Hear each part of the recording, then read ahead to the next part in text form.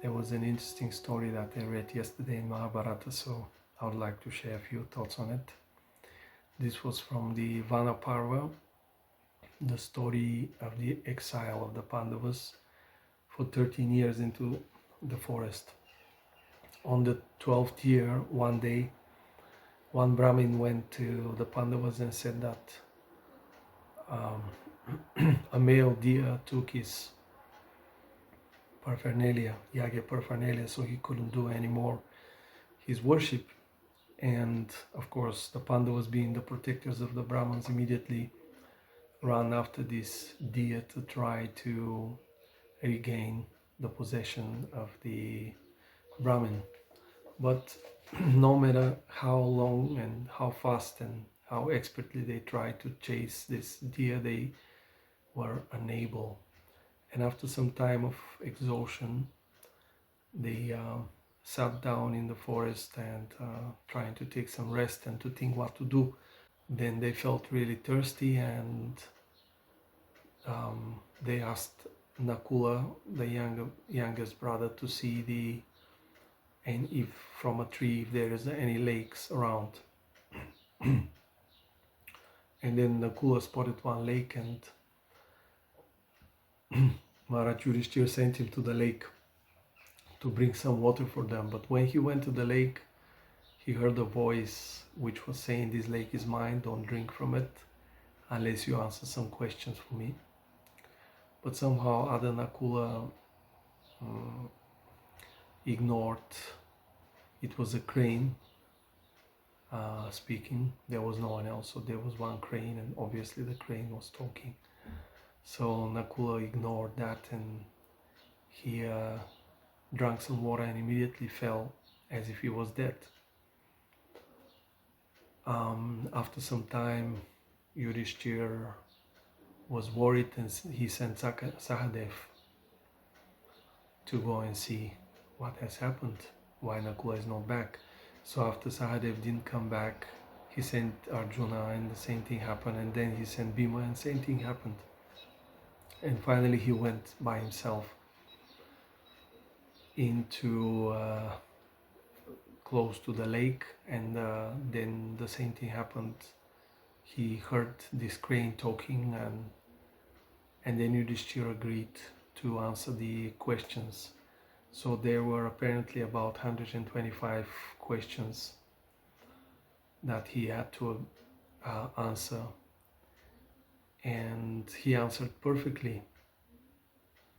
So at the end of his answering the questions, the crane turned into a yaksha, and he was very satisfied. And he told him, "Now you can choose. You can choose one of your brothers, and I'll bring him back to life." So Yudhishthira was thinking about it very carefully, and he chose Nakula to be brought back to life. So the yaksha was really surprised, and he asked him, "Why did you choose Nakula? He's of least importance to you. You should have maybe chosen Arjuna, who is the greatest warrior, or Bhima, who is got the greatest power. Why did you choose Nakula?" And the answer of Yudhishthira was that the following: "I chose Nakula because my mother, Kunti Devi, she has me living as her son. But the other mother, Madri, she has lost both her sons. So I decided that better to bring to life one of her sons as well, so that she can have a living son. Otherwise her grief will be too great."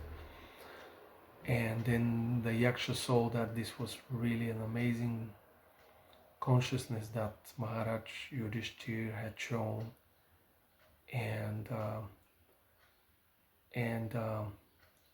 Maharaj Yudhishthira asked him, "Who actually are you, and are you not Dharmaraj or Yamaraj, my father?" And he turned out that it was him. And of course Yamaraj, being pleased with the choice of Yudhishthira, gave him back all his brothers.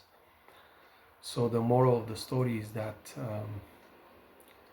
we always have to choose righteousness.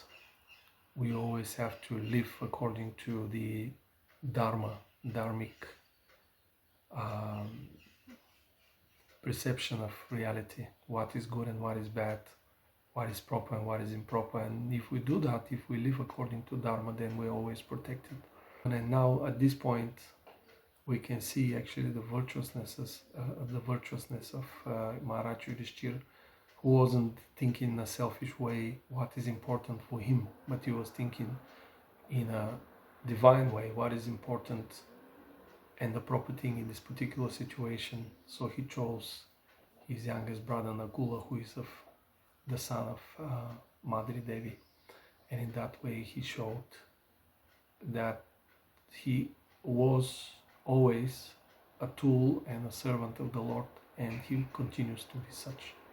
So let us all be continuous servants of the Lord at any moment, and in that way live a beautiful life of devotion, just as Srila Prabhupada has given us this opportunity. Amazing, incredible, beautiful blessing to be a devotee of Krishna.